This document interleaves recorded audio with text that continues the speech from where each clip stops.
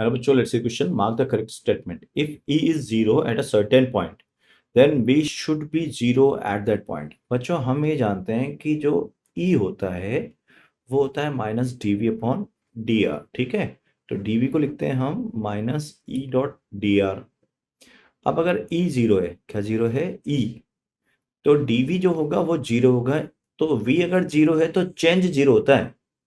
तो v final जो होता है वो हमेशा v इनिशियल के बराबर होता है. अगर v इनिशियल 0 है तो v फाइनल भी 0 होगा. बट ये कहना कि e 0 होगा तो v 0 होगा, ये गलत बात है, तो रॉन्ग.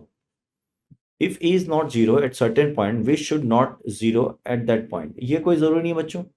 अगर देखो dv जो है वो क्या हो गया आपका e डॉट डी आर. अगर हम परपेंडिकुलर टू, हम क्या जा रहे हैं? परपेंडिकुलर टू डी आर जा रहे हैं, यानी कि परपेंडिकुलर टू इलेक्ट्रिक फील्ड जा रहे हैं. तो डी वी क्या हो जाएगा आपका? 0.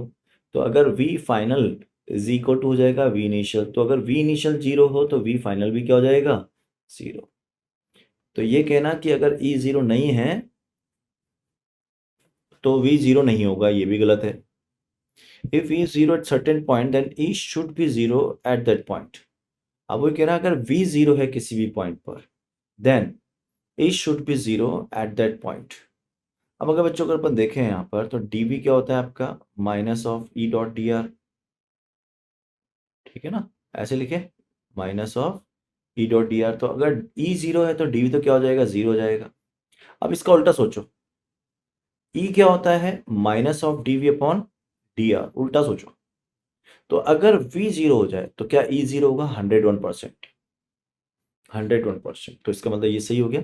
If E 0 at certain point then e may और मे नॉट बी 0. नहीं, अगर ई वी 0 है तो ई भी 100% 0 होगा. सो राइट आंसर हो गया इसका थर्ड. All the best.